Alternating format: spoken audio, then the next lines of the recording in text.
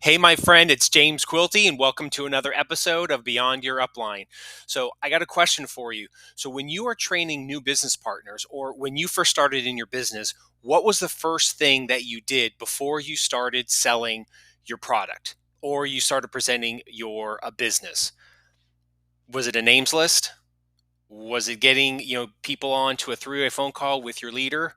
Well, actually, you have to do something before you do any of those things, or you can guarantee yourself to actually start having people run away from you. I learned this the hard way, and I want to share with you what I learned. So let's get to it. How do you build a successful business in network marketing when everyone you know thinks it's a scam? How do you achieve that dream lifestyle when 99% of distributors quit within their first year, broke and worse off than when they started? If you ask the so-called experts or talk to your family and friends, they will tell you that it's impossible, that it can't be done. But it is being done, and it's happening each and every day by a select group of people that you probably never even heard of. My name is James Quilty. Join me as I seek to find out how these elite few beat the odds and succeed in network marketing. Welcome to Beyond Your Upline.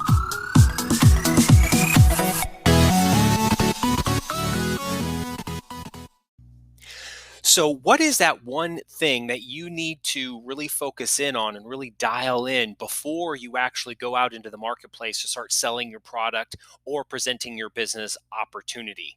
Well, before I get into that, I want to share a story with you. So, when my wife and I were living in Florida, this was a few years ago, and we were running our fitness boot camp.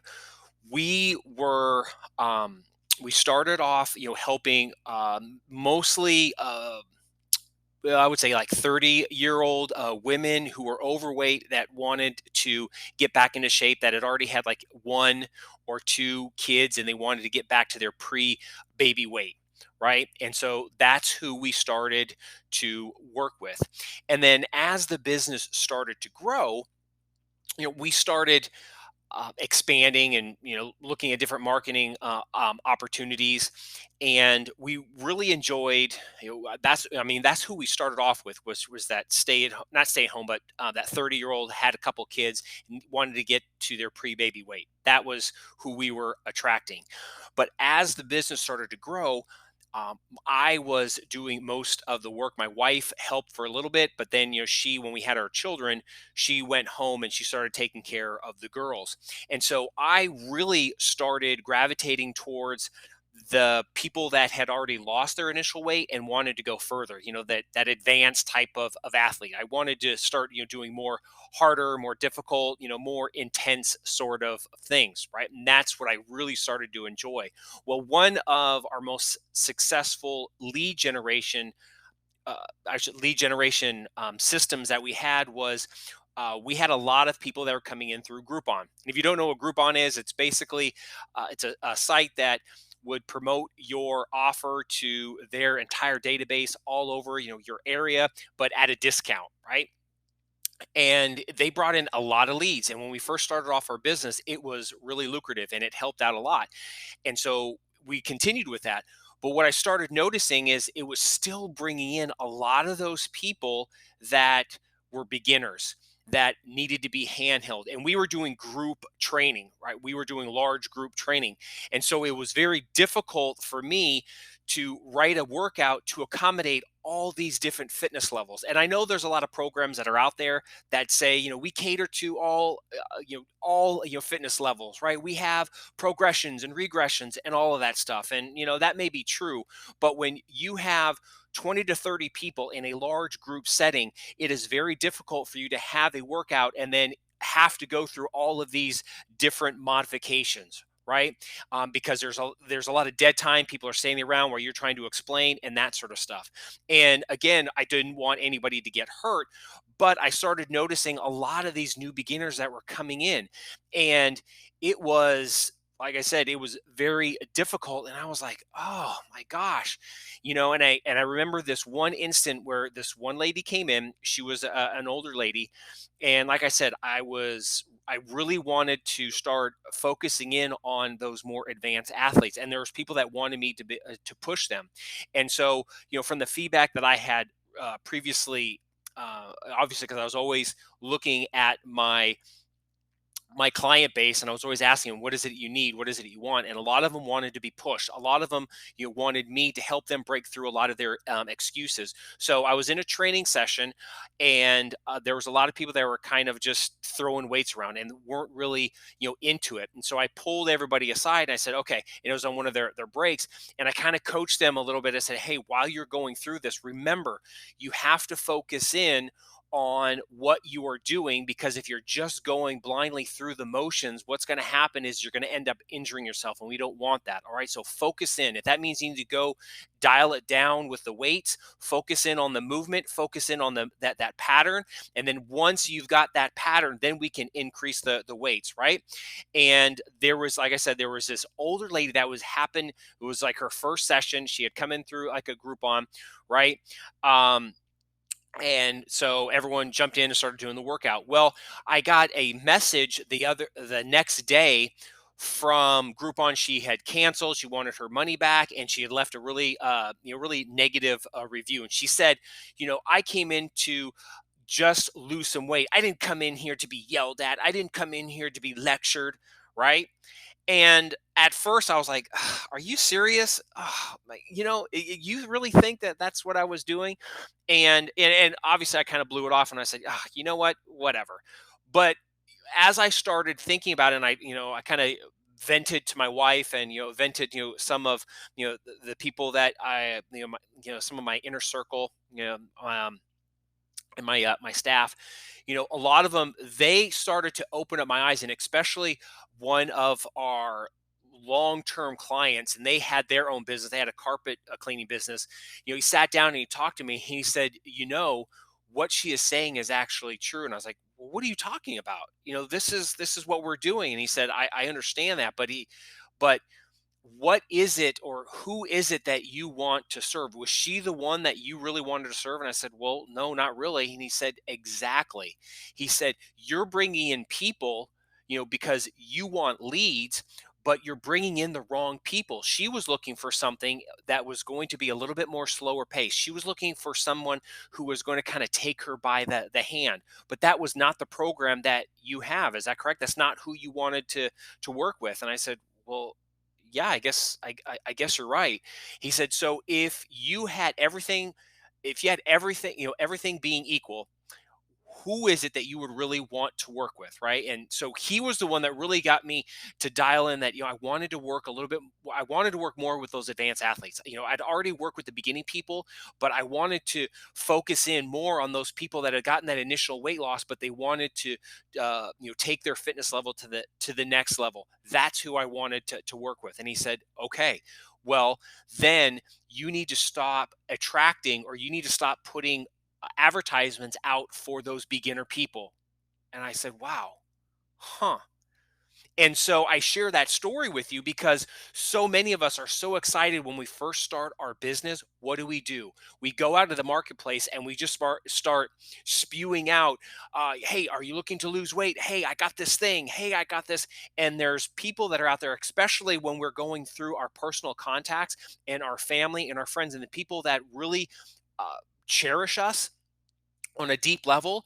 We're spewing out this thing. They never gave us any indication that they were interested in whatever it is that you have to offer, right? And so what happens is now we are compromising our relationship, and we're putting a wedge between the people that we care about, because we're going after them and presenting this thing when they never even asked for it. And so now what that does is, and we promote that, or we train that to our team members, right?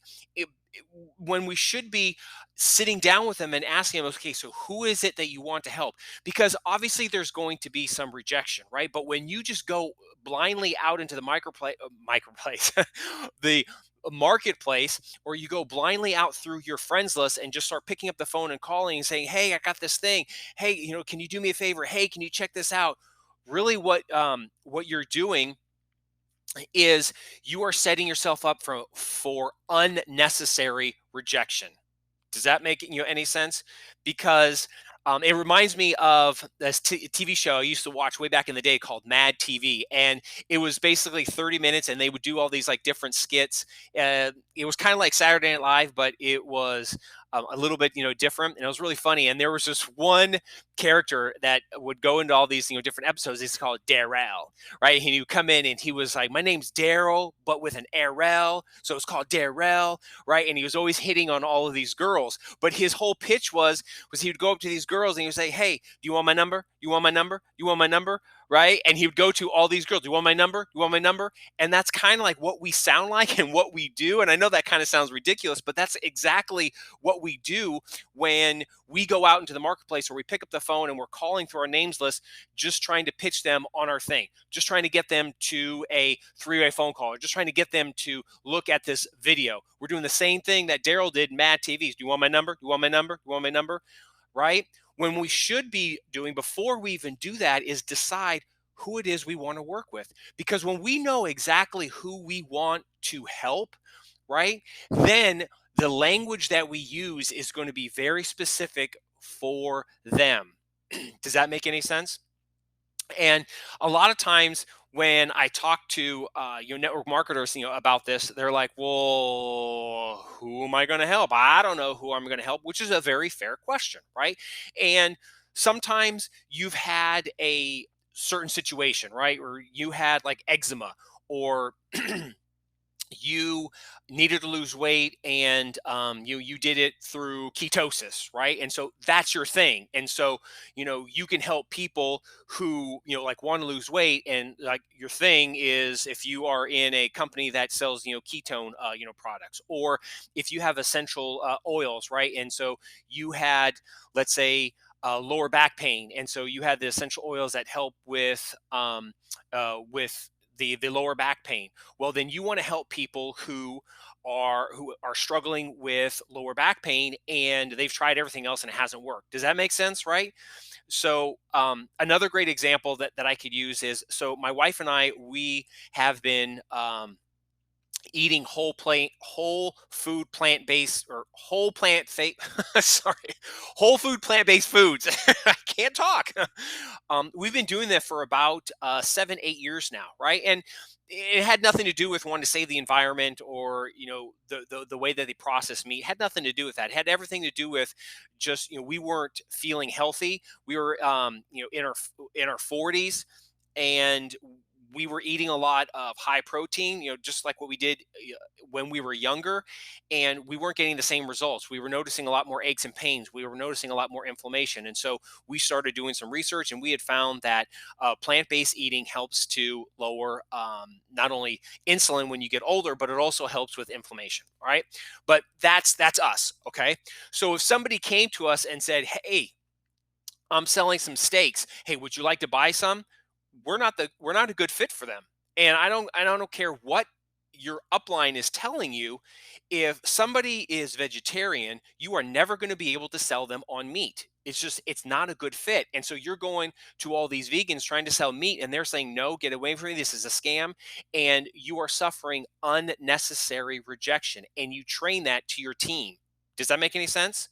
So when you want to build a successful business, not only in network marketing, but just in any business, if you look at all of the top marketers, they know exactly who their target market is, right? And if you don't know who, let's say you haven't had a success story, so you have like a new person, the easiest thing for you to start off with is you 3 or 4 years ago, right? Where were you at 3 or 4 years ago, before you were introduced to your product? Okay, what were you struggling with? What was keeping you up at night? What was the thing that you really wanted to solve, that you wish that somebody would come to you with a solution? What were the things that you were on the internet Googling, right, or searching for? that is who you want to initially, if you can't figure out or if you haven't had like a huge breakthrough, that's who you want to focus in on.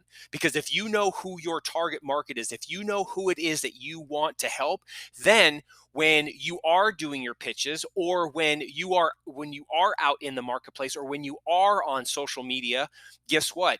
When you're sharing what you did or what you're struggling with, and this is how you turn that around, the people that you are going to attract are going to be those people that are having that same issue, right? And so you are naturally and organically going to be attracting those people, and those are the people that are going to be reaching out to you. And so now you have flipped the script, and so now you're not being some like headhunter or some like door-to-door salesman just randomly going up to doors trying to pitch them like Darrell going, can I have your number? Can I have your number? Can I have your number? Right?